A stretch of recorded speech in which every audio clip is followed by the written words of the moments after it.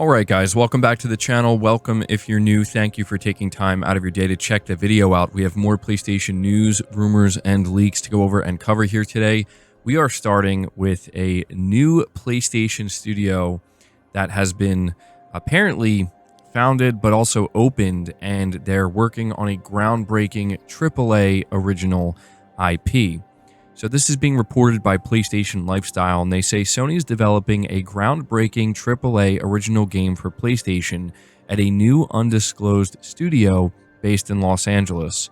It'll be an entirely new intellectual property, according to a job description making the rounds online. The job ad in question is for a project senior producer at PlayStation and reveals that the selected candidate will work in office at a newly established AAA studio based in Los Angeles. The ad further reveals that the unnamed studio is making the next groundbreaking AAA original IP. There's an emphasis on a high-caliber game that is further stressed in the qualification section. Sony wants someone who has shipped multiple AAA titles, indicating that this will be a big-budget blockbuster-type game. As for the new studio, speculation suggests that this internal team is led by none other than Call of Duty veteran Jason Blundell. Blundell has previously been leading at Deviation Games, which ended up getting shut down without ever releasing the PS5 game it was working on. And so what's interesting is we actually have seemingly more details on the game that this studio is working on. Apparently, this studio is working on Project Gummy Bears, which was originally Bungie's title, but we know that quite a few developers actually were folded into PlayStation Studios, quite a few developers from Bungie, that is, and it seems that Sony basically wanted this Project Gummy Bears title, you know, kind of in-house with PlayStation Studios. They believe in it so much that they apparently made a whole new studio from the ground up. And there are a couple of bullet points about this game. So it is a PvP team-based competitive game. While fundamentally it is a MOBA, the game's Smash Bros. Influence means it feels distinct from other entries in the genre, falling off maps and replacing health bar eliminations. There are multiple game modes planned. Gummy Bears is described as having a lo-fi and cozy vibe, a sharp departure from Bungie's usual dramatic, high-stakes sci-fi worlds. The project has been praised internally as Bungie's most fun project out of incubation. The game is targeting a younger demographic with vibrant, colorful visuals.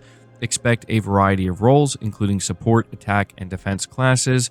And Gummy Bears has been in development for at least 3 years.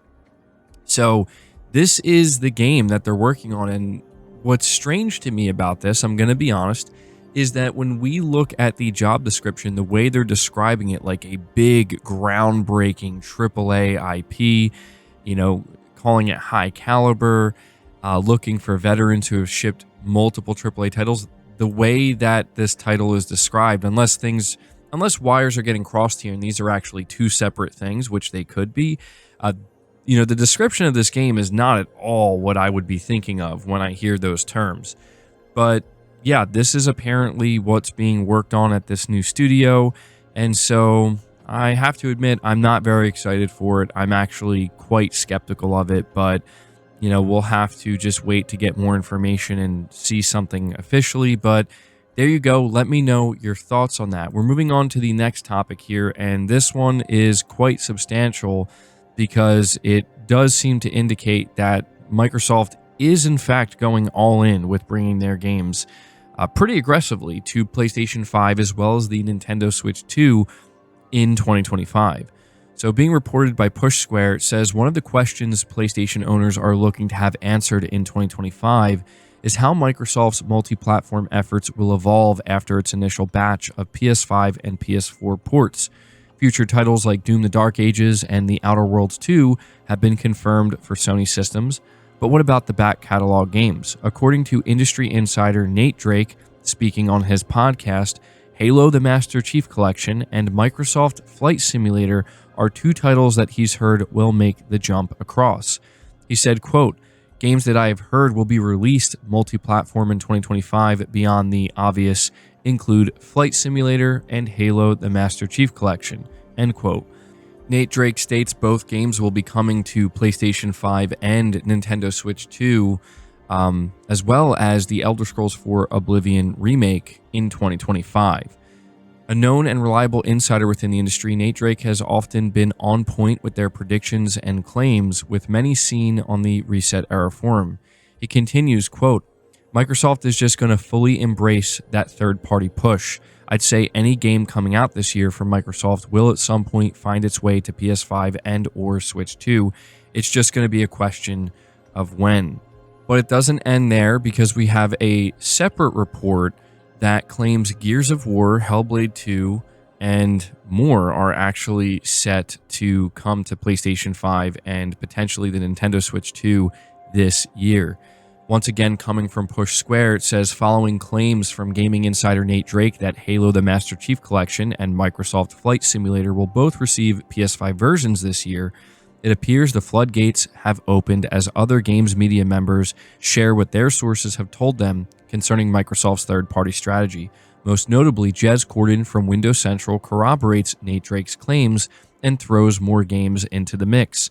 According to Jez Corden, on top of Halo the Master Chief Collection and Microsoft Flight Simulator, the company will also bring Gears of War Ultimate Edition, Senua's Saga Hellblade 2, and Age of Mythology to PS5. So what's interesting about this, other than the fact that, you know, we're talking about games like Halo and Gears of War releasing on PlayStation 5 and Switch 2 potentially, is that one of the things I want to focus on is that both Nate Drake and Jez Corden are claiming these are all games that are set to release this year on PlayStation 5, which is quite staggering, because I'll be honest, man, I was expecting Microsoft to bring quite a few of their games over, like, you know, Gears of War at some point, Halo the Master Chief Collection, something like Hellblade 2, of course. But the idea that they're just going to go like all in at one time and release all these games on PS5 within the same year, I think that's actually kind of insane. And so maybe they will be wrong about that part. Maybe the timing of the release is a little bit off. Maybe some of these games are not going to be coming until maybe 2026. But at the same time, I do believe that games like Gears of War and Halo the Master Chief Collection, I think that these games would do very well on PlayStation 5 and the Nintendo Switch 2. And so this seems to be the beginning of the, I don't want to say like the end, right? But it's like a new beginning where, yeah, Microsoft is, I think, going to make it very clear this year that we are a full-blown third-party publisher, and we just also happen to make a console. If you're interested in that, you can buy it. That seems to be what they're going for. And so, yeah, let me know what you guys think of that. But we do have one last report here that actually talks about PlayStation 5 console exclusives making their way to Xbox in 2025 and 2026. This is also coming from Nate Drake, and he reveals that Final Fantasy VII Remake will be releasing on Xbox this year. So this is something that's going to be announced. We do know that there is an Xbox Developer Direct coming up. Maybe this is where it could be announced. But he also says that Final Fantasy VII Rebirth is going to be set to release on Xbox in 2026. What's very important to understand, though, is that it's not just Xbox, right? These games are also apparently going to get Switch 2 ports. So basically, Final Fantasy is, going to return to being fully multi-platform, at least the Final Fantasy VII Remake. And so I think that this is something that maybe at this point in time was kind of expected. Square Enix has made it abundantly clear that they are no longer interested in doing exclusivity or exclusivity deals of any kind. They want to remain fully multi-platform, and I don't see a problem with that. A lot of people believe that Final Fantasy should have always been multi-platform and stayed that way. But there you go. If you're somebody who is wondering if you're going to be able to play these games on the Switch 2 or Xbox, apparently that is something that's also coming this year and in 2026. But guys, that's going to do it for the video. I hope you enjoyed it. I hope you found it informative. If you did, be sure to leave it a like, subscribe to the channel if you're new, hit the bell notification icon, and feel free to share the video out on top of all that. But until next time, guys, take care.